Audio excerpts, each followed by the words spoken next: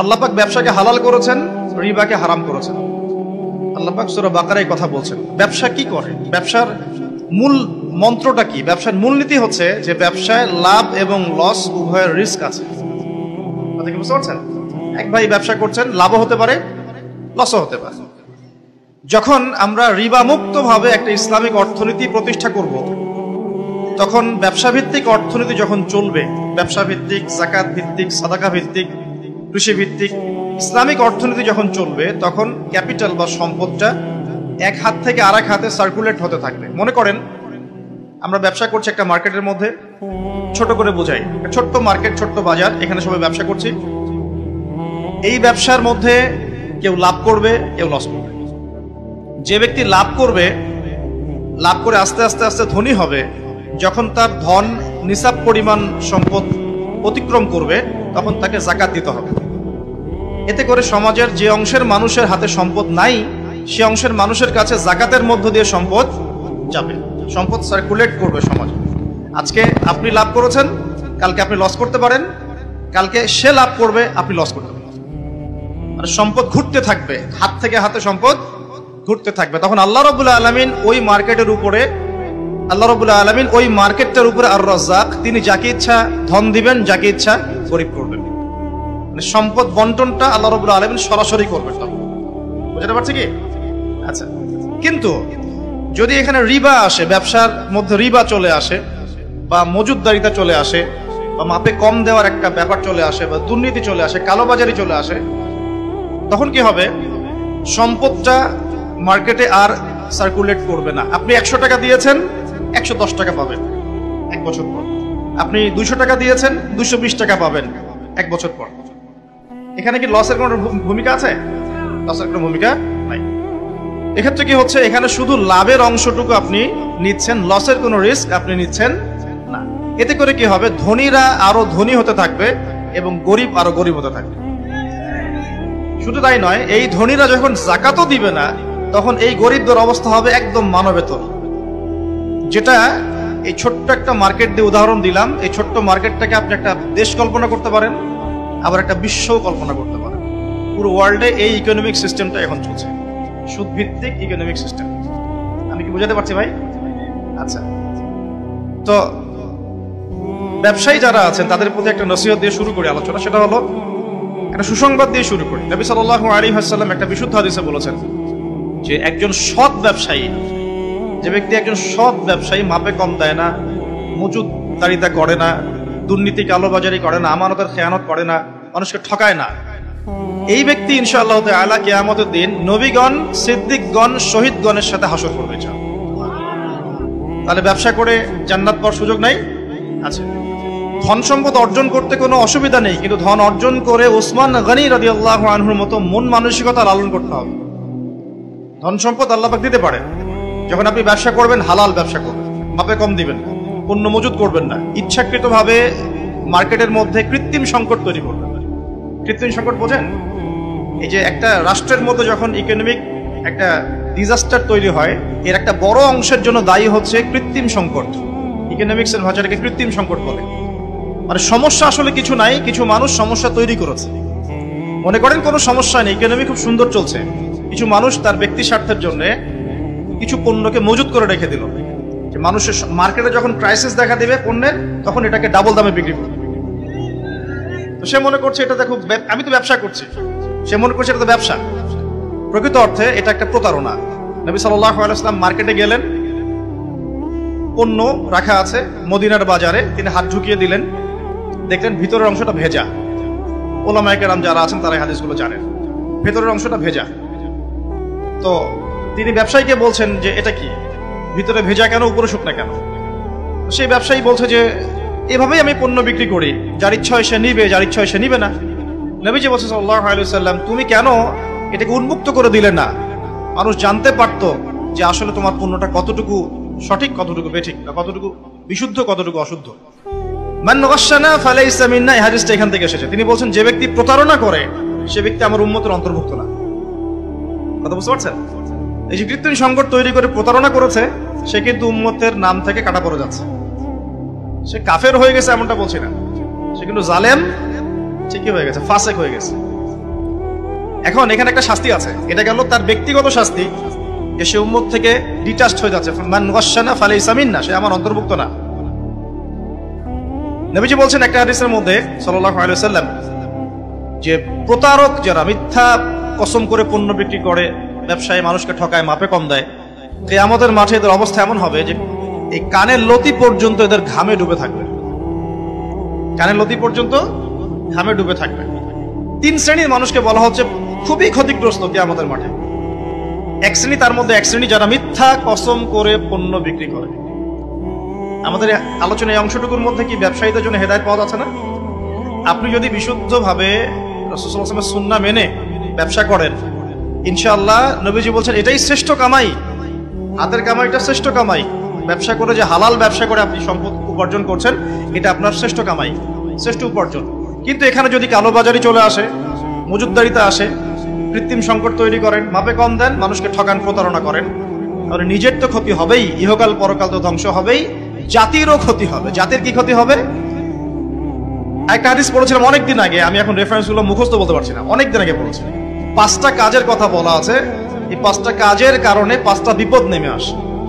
তার মধ্যে একটা হচ্ছে, যখন কোন সম্প্রদায়ের ব্যবসায়ীরা মাপে কম দেওয়া শুরু করে, এই যে প্রতারণা করা শুরু করে, তখন আল্লাহর পক্ষ থেকে দুর্ভিক্ষ চাপিয়ে দেওয়া হয়। এখন কি শুনতে পাচ্ছেন যে দেশের সামনে দুর্ভিক্ষ?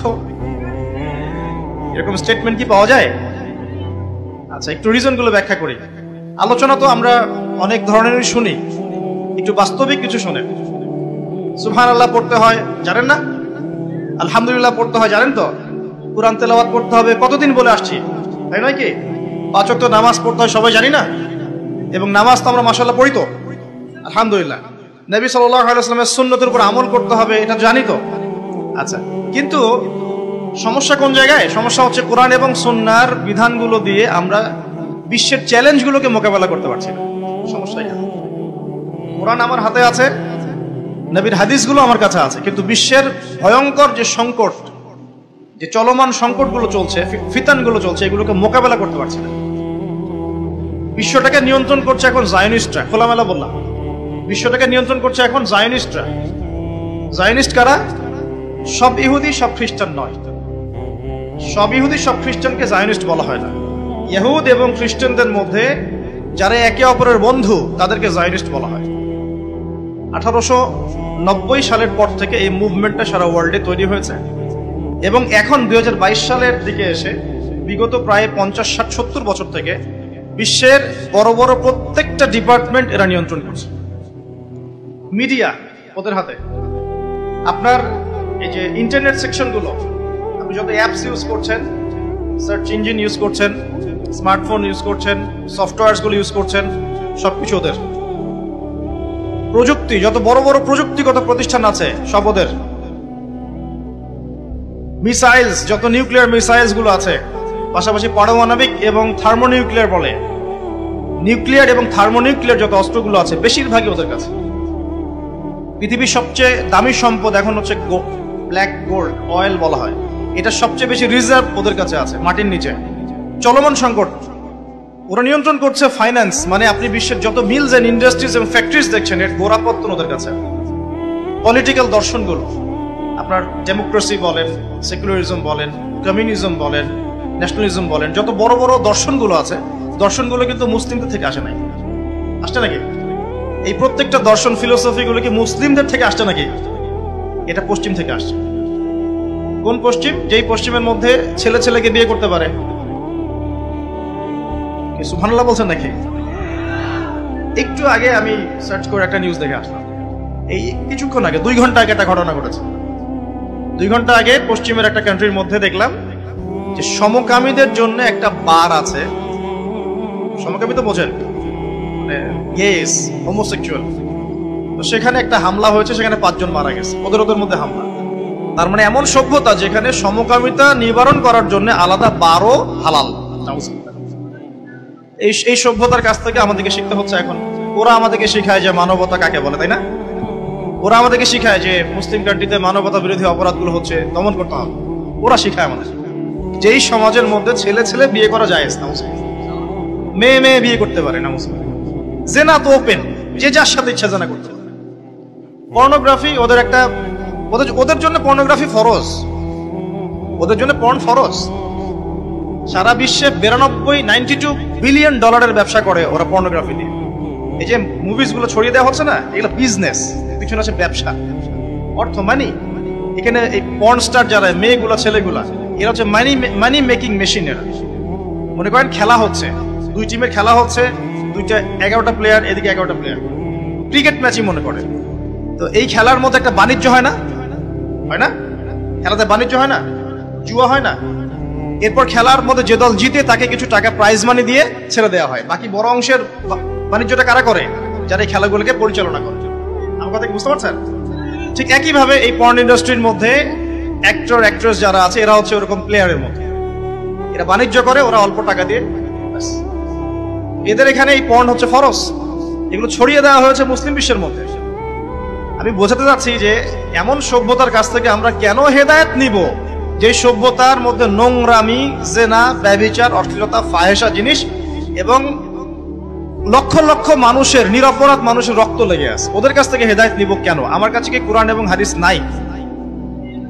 আমাদের কাছে কি কোরআন এবং রাসূলের সুন্নত নাই? এবং কোরআন এবং রাসূলের সুন্নত কি পরিপূর্ণ নয়? হ্যাঁ বলেন, আমাকে একটু কথা বলেন। কোরআন এবং সুন্নাহ কি পরিপূর্ণ না অসম্পূর্ণ?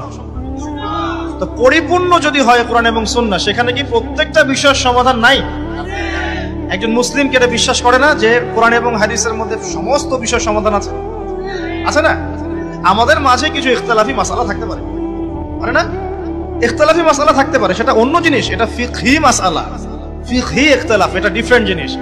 এমনিতেই কোরআন এবং সুন্নাহর মধ্যে আপনার ইবাদত, পারিবারিক জীবন, সামাজিক জীবন, পলিটিক্যাল লাইফ, ইকোনমিক সেকশন, এগুলোর হেদায়েত নাই ভাই। পরিপূর্ণ না অসম্পূর্ণ?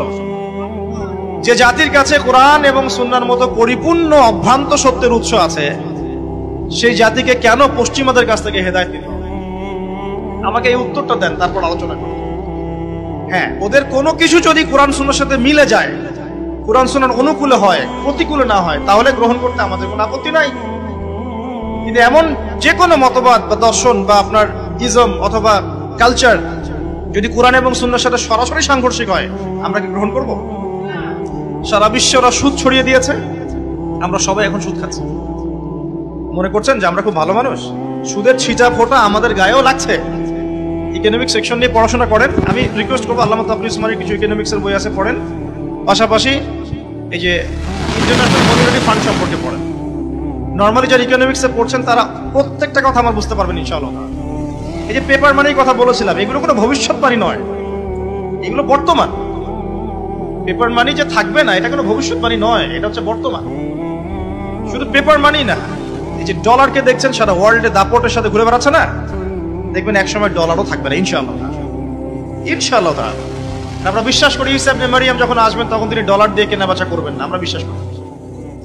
আমরা বিশ্বাস করি ঈসা ইবনে মারইয়াম যখন আসবেন পৃথিবীতে, তিনি ফিলিস্তিনে ইসলামিক রাষ্ট্র কায়েম করার জন্য জাতিসংঘের কাছে গিয়ে দ্বারস্থ হবেন না যে আমাকে পারমিশন দেন।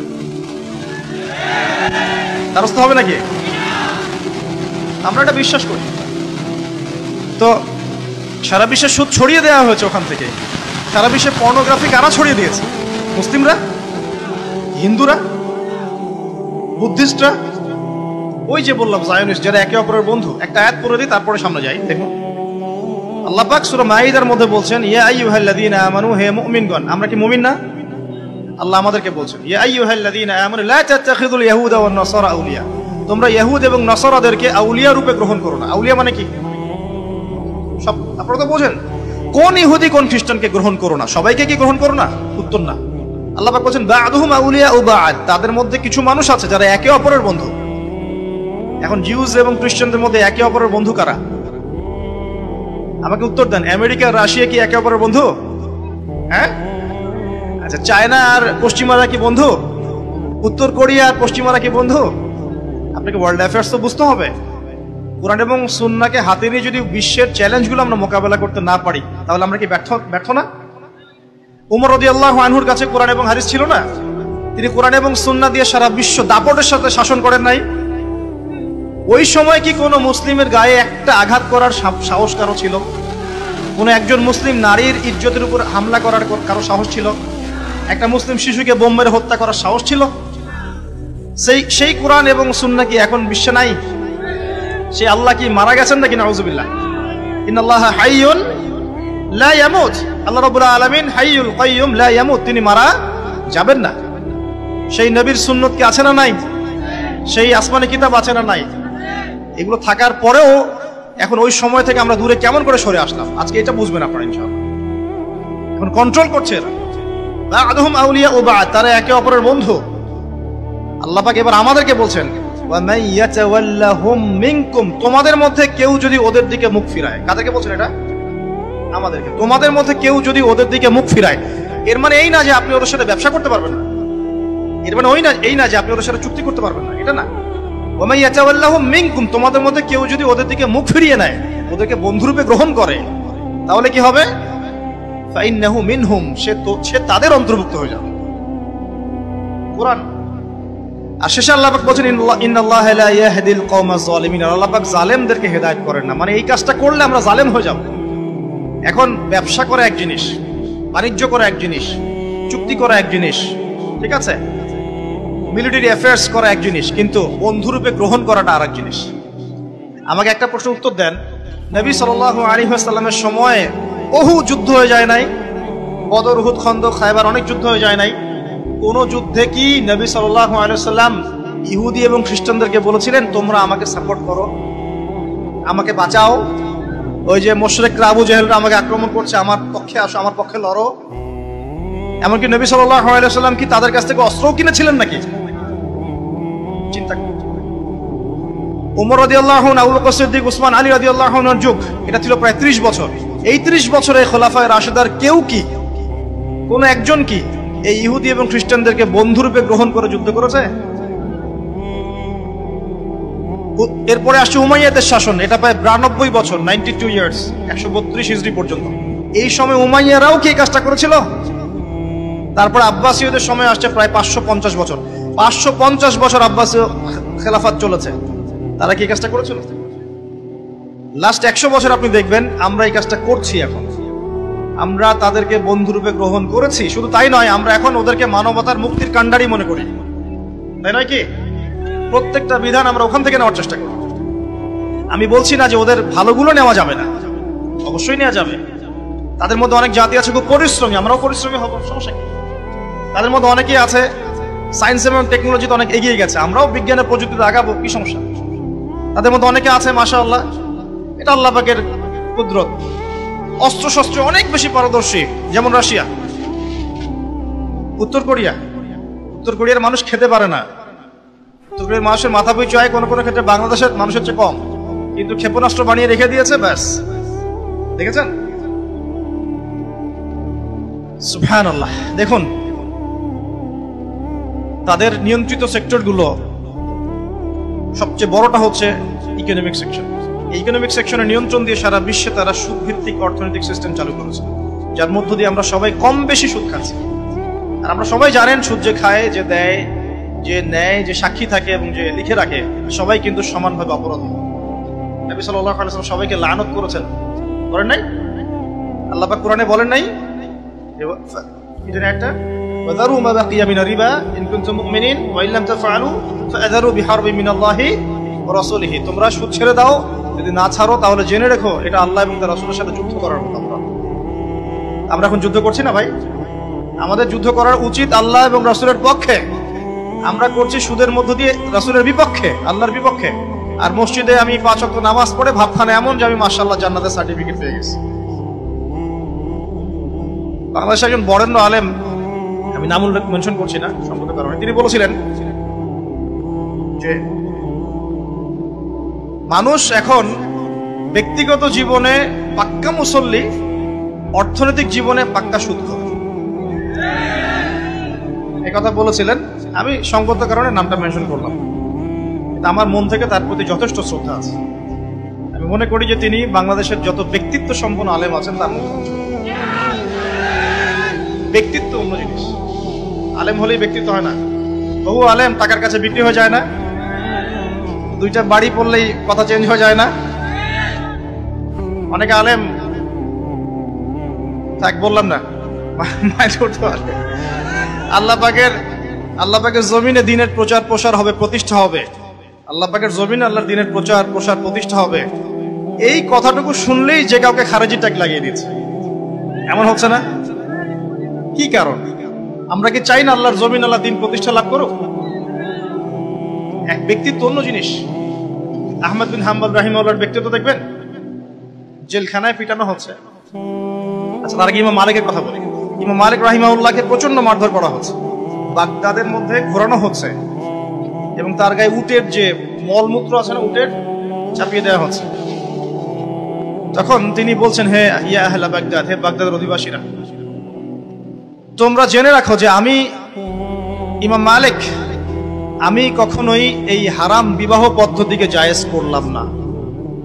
অনেক অত্যাচার হয়েছে, তারপরেও তিনি এটা করেন নাই। আহমদ বিন হাম্বল রাহিমাহুল্লাহর নির্মম নির্যাতন জেলখানায় হয়েছে, তার মতাদর্শ থেকে ফিরে আসেন নাই। মানুষ বলতো কোরআন হচ্ছে আল্লাহর মাখলুক, নাউযুবিল্লাহ। তিনি বলতেন কোরআন আল্লাহর কালাম। মানুষ বলতো মাখলুক বা সৃষ্টি, তিনি বলতেন আল্লাহর কালাম। এই একটা ইস্যুকে নিয়ে কেন্দ্র করে তাকে এত নির্যাতন সহ্য করতে হচ্ছে, তারপরেও তিনি হক থেকে সরে আসেন। ব্যক্তিত্ব অন্য জিনিস।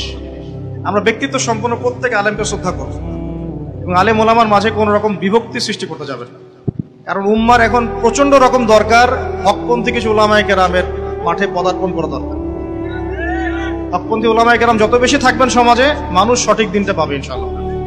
আর আমরা যত বেশি মিডিয়ার মধ্য দিয়ে বিভ্রান্তি ছড়িয়ে একে অপরের সাথে মিসআন্ডারস্ট্যান্ডিং তৈরি করব, তত খারাপ হবে। খারাপ হবে না?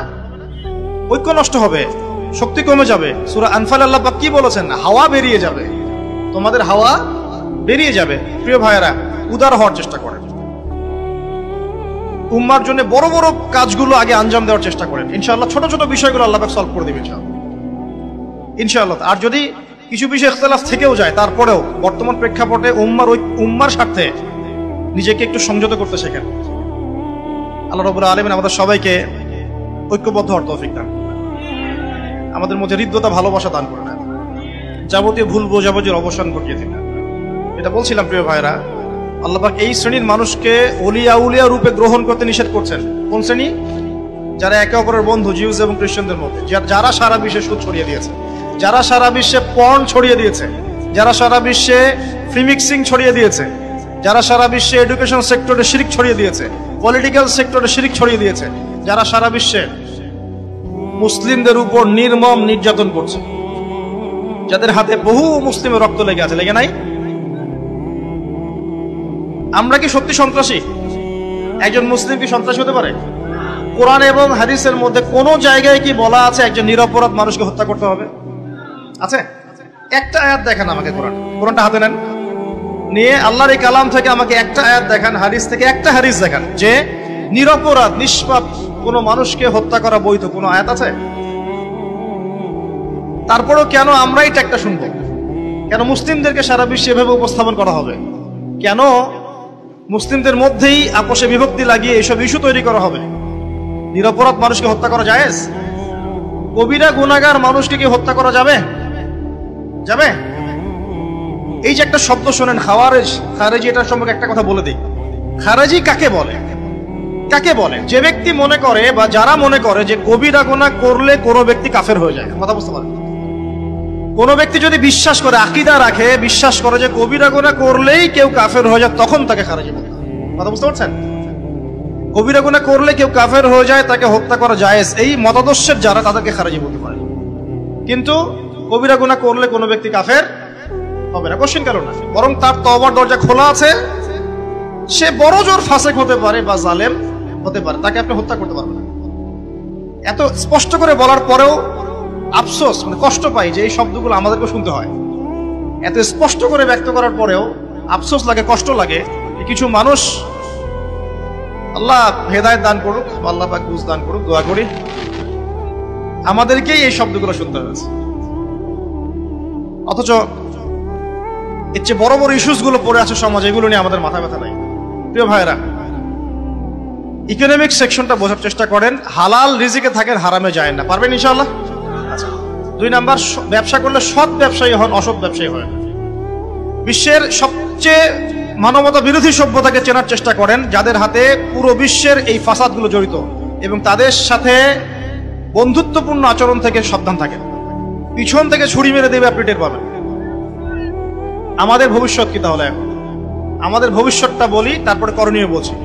লম্বা করবো না, অনেক রাত হচ্ছে, একটু ধৈর্য ধরেন। আমাদের ভবিষ্যৎটা কি শোনেন। মুসলিম জাতিদেরকে দিয়ে এই পৃথিবীর ইতিহাস, সভ্যতা শুরু হয়েছিল, মুসলিমদেরকে দিয়ে শেষ হবে ইনশাআল্লাহ।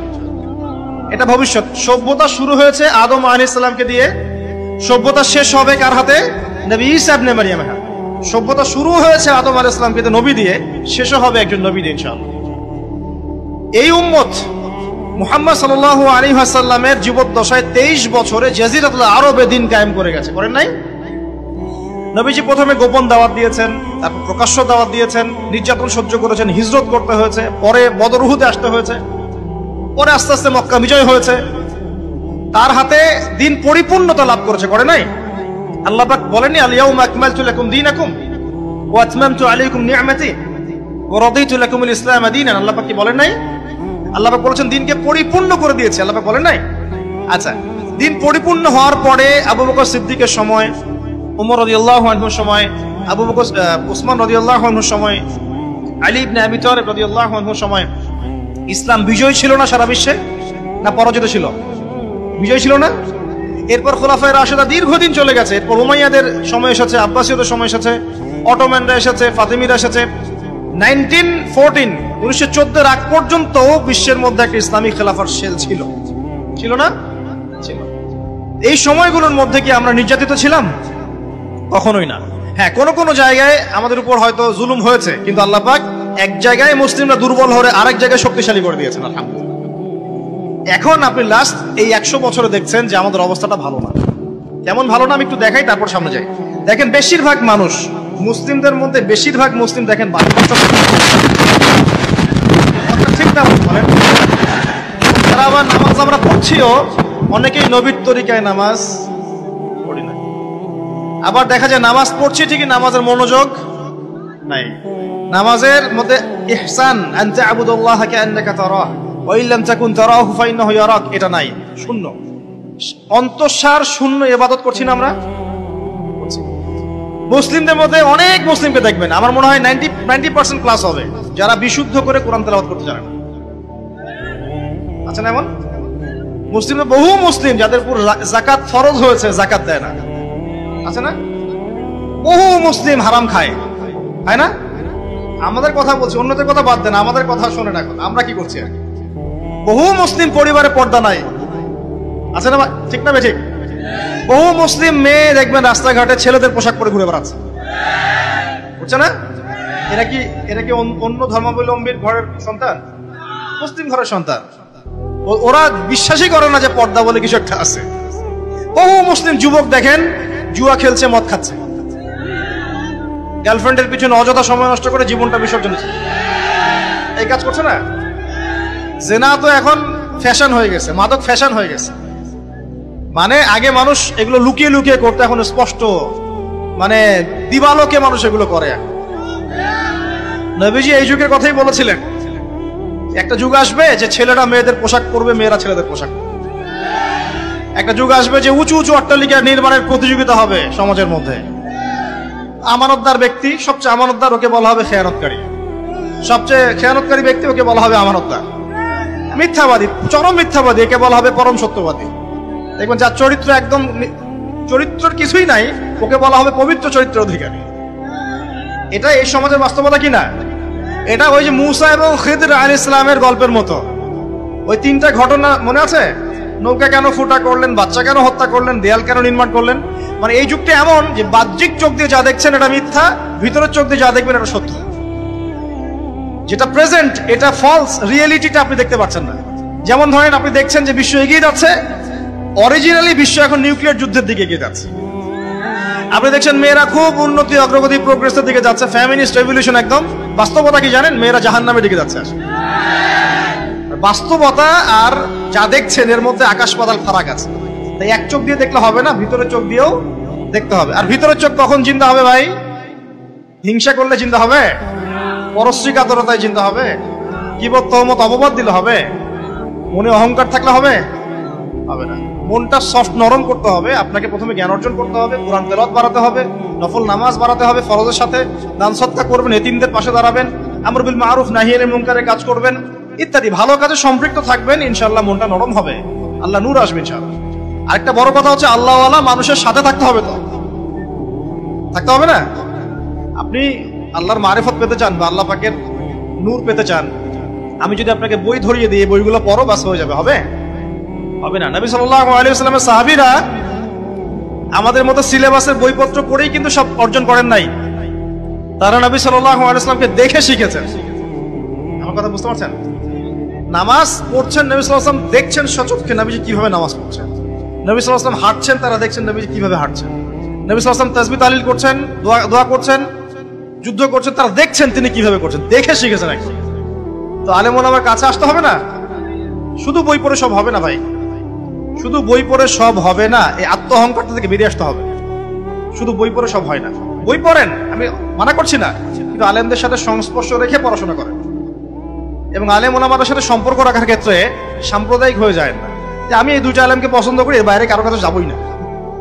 এই কাজ করতে যান। আমি একজন আলেমকে পছন্দ করি, আমি ওই হুজুর ছাড়া কারো কাছে যাবই না, এমন করতে যায় না। তাহলে অন্যদের কাছে যে এলেমগুলো আছে এগুলো আপনি আর পাবেন না। হ্যাঁ ঠিক আছে, আপনি বেদাতি আলেমের কাছে যাবেন না, সিম্পল। যারা সরাসরি শিরক করছে মুশরিক যাবেন না। হকপন্থী আলেমদের মাঝে পার্থক্য করতে যায়। সবার কাছে ভালো কিছু না কিছু পাবেন, নিয়ে নেন ইনশাআল্লাহ। আপনি মৌমাছি হয়ে যান, যেখানে মধু সেখানে আপনি, ব্যাস দেখবেন তখন আপনার চাকটা বড় হবে এবং আপনার চাক কাটলে বহুত মধু বের হবে। আর যে ব্যক্তি মধুই চিনে নাই, ওর তো চাকে কোনো মধুই নাই, চিপ দিবেন খালি পানি বের হবে। কি বুঝলেন? আল্লাহ পাক আমাদেরকে বোঝার তৌফিক দান করবেন। একটা কথা বলি, আল্লামা রুমির একটা কথা বলি। উনি বলেছেন, আমি মোটামুটি সবার বই পড়ার চেষ্টা করি। তিনি বলেছেন যে তোমরা শব্দ দিয়ে কথামালা সাজাও এবং শব্দ দিয়ে যুদ্ধ করো, বজ্রপাত দিয়ে যুদ্ধ করতে যেও না, কারণ বজ্রপাত দিয়ে কখনো ফুল ফোটে না। কথার গভীরতা বুঝতে পারছেন?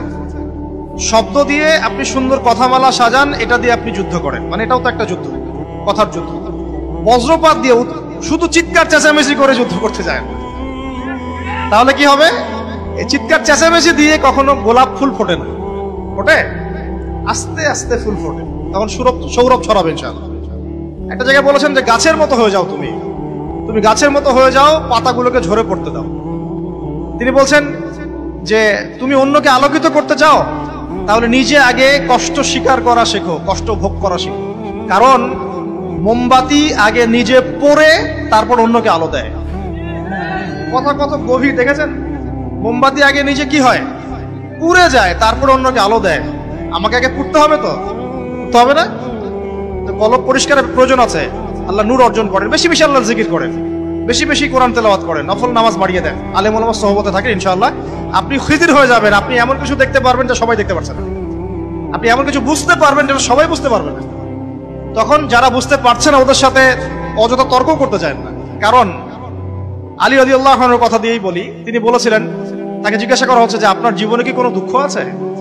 তিনি বলছেন যে দুঃখ, আমি শুরু থেকে নবী সাল্লাল্লাহু আলাইহি ওয়াসাল্লামের পাশে থেকেছি, আমি নিজেকে সৌভাগ্যবান মনে করি।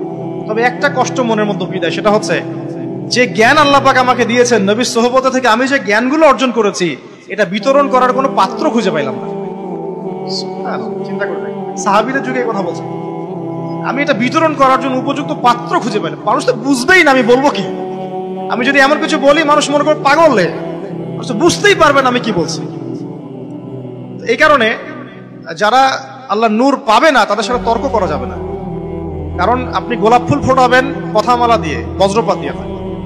প্রিয় ভাইয়েরা, আমাদের অবস্থা এমন ছিল না, ইনশাআল্লাহ এমন থাকবেও না।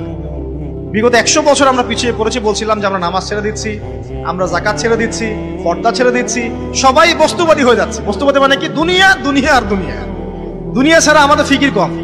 মানে এমনও দিনদার ব্যক্তিদের অনেকেই আছেন, আগে দুনিয়া ঠিক করবে তারপর দিন, তাই না? দুনিয়াটা 16 আনা আগে বুঝে নিবে, তারপর দিনের মধ্যে যাবে।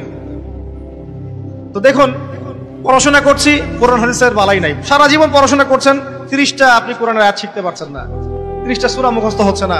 30 বছর পড়াশোনা করেছেন, মাশাআল্লাহ, 30টা সূরা নাই। 30টা হাদিস নাই, হাদিস আরবাইন বলতে পারবেন না। উসুলের বইগুলো পড়লেন না, আকীদা বললেন না, ফিকহের কিছু পড়লেন না, হিস্ট্রি পড়লেন না, নবীর সিরাতও পড়লেন না।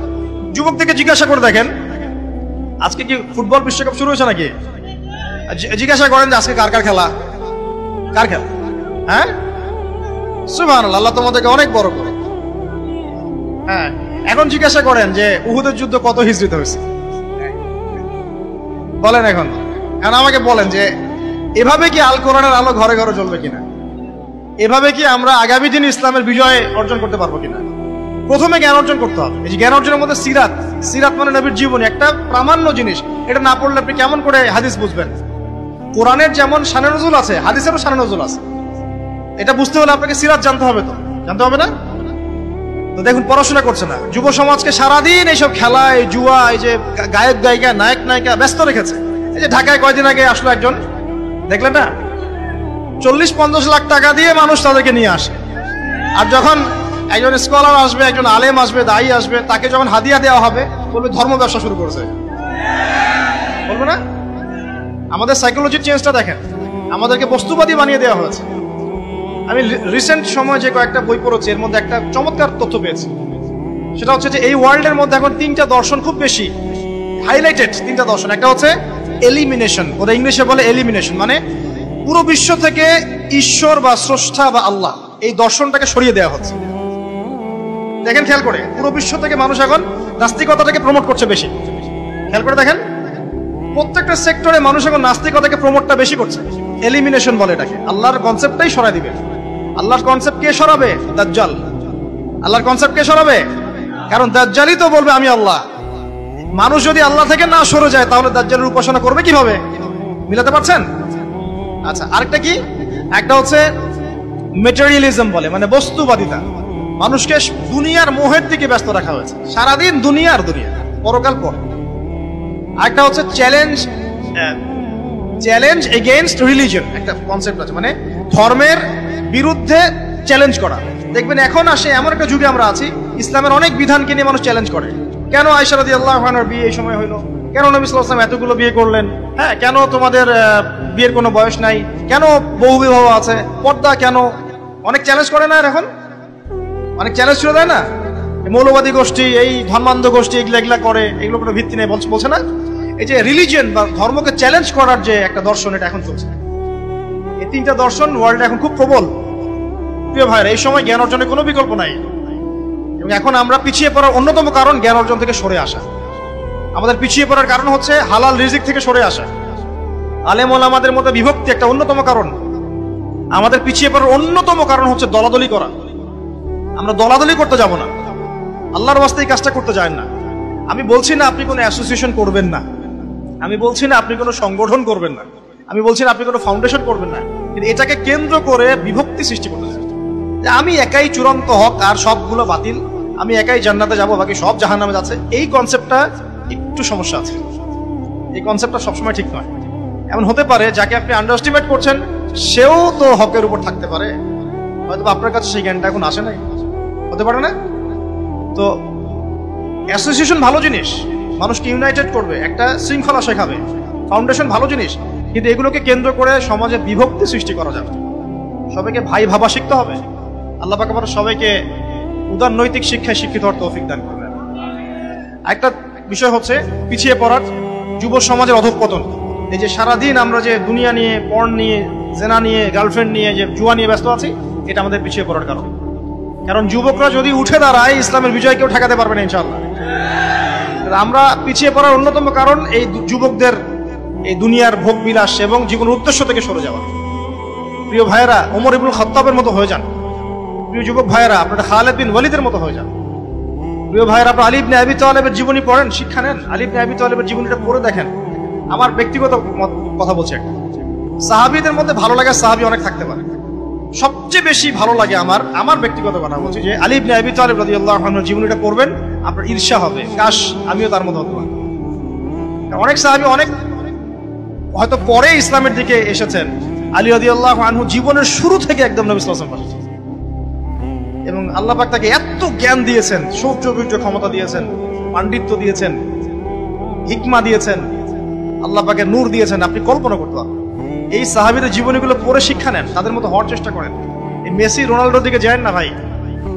এই এরা সবাই শোনেন একটু দাঁড়ান, এরা সবাই কিন্তু জায়নিস্ট পাপেট। এরা কিন্তু কেউই আমাদের ধর্ম এবং ধর্ম সম্পর্কে ভালো ধারণা রাখে না। আপনি হয়তো ওকে ভালোবাসছেন, সে আপনাকে ভালোবাসে না। আপনি তাকে ভালোবাসলো, সে আপনাকে ভালোবাসে না।